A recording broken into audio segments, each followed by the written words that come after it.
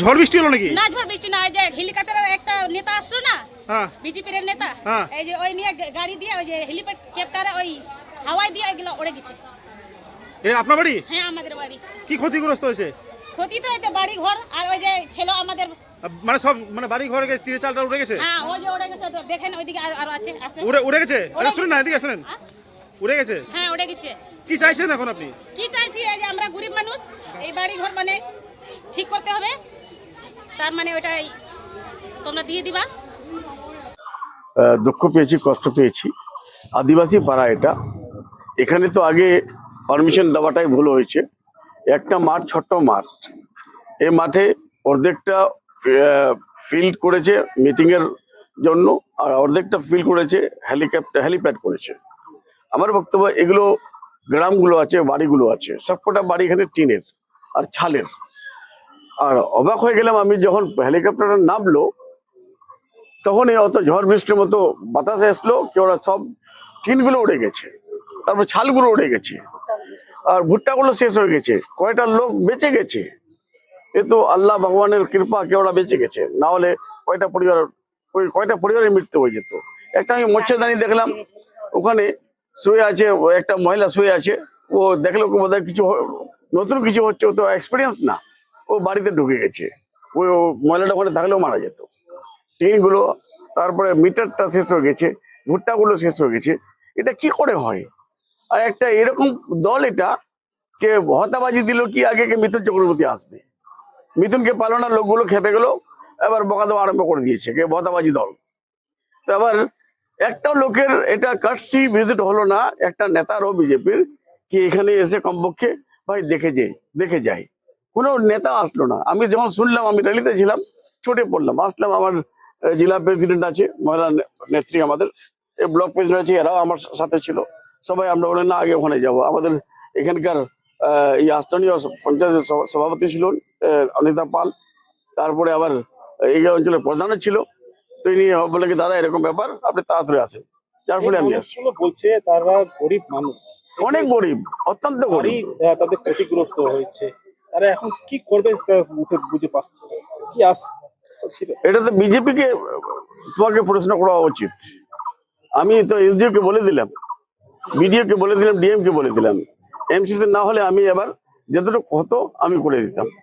তাও কয়টা এনজিও কে বলেছি আমি করার জন্য, ভাই তোমরা এনজিও ফান্ড থেকে তোমরা করে দাও, আমাদের অফিসার আসবে, রিলিফ ফান্ড দিয়ে যাবে। প্রধানকে বলেছি আমি, আমার যদি হয় তো এখনই আমি দিতে পারি, কিন্তু এমসিসির হতারে পড়ে যাবো, যার জন্য আমি দিতে পারি না। পাশে থাকবেন তো? হ্যাঁ, সবসময় পাশে থাকি। আমার এলাকার এখানে এগুলো মানুষ, আমার সবসময় আমি একসঙ্গে থাকি ওদের সাথে। আর আদিবাসী পাড়া এমনি তো গরিব হয়ে ওরা, আর আদিবাসীদের কেন তো ঘৃণা করে বিজেপি? আমি তো দেখলাম রাম মন্দির হলো, মুর্মু আমাদের দ্রৌপদী মহামহিম রাষ্ট্রপতি, তাদেরকে তো নিমন্ত্রণ দিয়েছিল না? দিয়েছিল কি তোমরা জানো? হ্যাঁ, পার্লামেন্ট ইনগ্রেশন হলো, রাষ্ট্রপতি ছিল না, দেখা গেল না। রামনাথ কোবিন্দকে দেখা গেল, মহামহিম রাষ্ট্রপতি, আমাদের ফর্মার রাষ্ট্রপতি, না এনাকে দেখা গেল। এরা এসটি এসসি সংখ্যালঘুকে ঘৃণা করে, এরা শুধু হিন্দু মুসলিমের বীজটা ছেড়ে দেয়। ওর পর ঠিকই আছে, ওটাও চলছে না। এখন ভোট চুরির রাজনীতি স্টার্ট করেছে। প্রশাসন কি? প্রশাসন আমাকে এসিওর করলো। আমি ডিএম কে বললাম যে পারমিশনটা দিয়েছে ওকে কাজ করেন, ওর নামে সমটো কেস করেন। 1 2 নম্বর, আমি বিডিও কে বললাম, এসডিও কে বললাম রিলিফ ম্যাটেরিয়ালস দিতে। 3 নম্বর, এরা এখানে কিছু করতে পারে না। ইসিআই তো নির্লজ্জ, ইসিআই জ্ঞানেশজি, ও আমার আজকে সিকিউরিটি গুলো ক্লোজ করে নিয়েছে।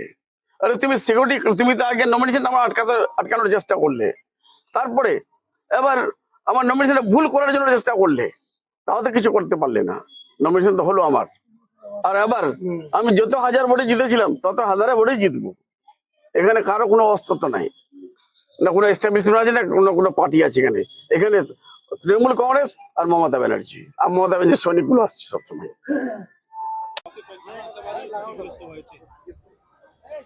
আমরা ইতিমধ্যে মাইকে ঘোষণা করে দিয়েছি যে বাড়ির ক্ষতি হয়েছে আমরা দেখেছি, সেই বাড়ির ক্ষতিপূরণ, পর্যাপ্ত ক্ষতিপূরণ দেওয়ার জন্য আমরা মাইকে ঘোষণা করেছি, যেটা মাইকে ঘোষণা করাটা হয়তো ঠিক নয়। তা সত্ত্বেও ওই পরিবারে যারা আছে তারা হয়তো দুশ্চিন্তায় আছে, যেহেতু তাদের সঙ্গে আমাদের এখন সরাসরি সম্পর্ক করতে পারিনি, তার জন্য আমরা মাইকে বলতে বাধ্য হয়েছি।